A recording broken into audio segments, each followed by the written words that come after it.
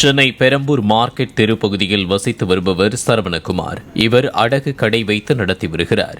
இவரது மனைவி மற்றும் குழந்தைகள் இருவரும் பள்ளி விடுமுறை என்பதால் ராயப்பேட்டையில் உள்ள உறவினர் வீட்டிற்கு சென்றுள்ளனர். சரவணகுமாரின் தந்தை பாபுலால் மற்றும் தாய் லீலாபாய் ஆகியோர் நேற்று வீட்டில் இருந்துள்ளனர். நேற்று மாலை 8 மணி அளவில் சரவணகுமார் தனது தாய் தந்தையுடன் அருகில் உள்ள ஆஞ்சநேயர் கோவிலுக்கு சென்றுவிட்டு நள்ளிரவு 12 மணி அளவில் வீடு திரும்பியுள்ளார். அப்போது பாபுலால் மற்றும் அவரது மனைவி லீலாபாய் ஆகியோர் வீட்டினுள் நுழையும் போது வீட்டின் மெயின் கதவு திறந்த நிலையில் இருந்துள்ளது.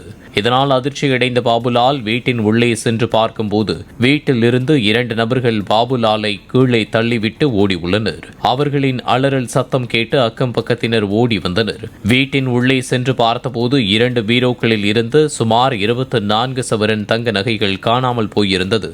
மேலும் வீட்டிலிருந்த பெரிய LED டிவியும் திருடர்கள் எடுத்துச் செல்ல முயற்சி செய்து அதனை கழட்டி தயாராக வைத்திருந்தனர். அதற்குள் கோவிலுக்கு சென்றவர்கள் வீடு திரும்பி வந்துவிட்டதால் நகைகளை மட்டும் எடுத்துக்கொண்டு அவர்கள் ஓடியது தெரியவந்துள்ளது. செம்பியம் போலீசார் சம்பவ இடத்திற்கு சென்று அப்பகுதியில் உள்ள CCTV கேமரா பதிவுகளை ஆய்வு செய்து விசாரணை மேற்கொண்டு வருகின்றனர்.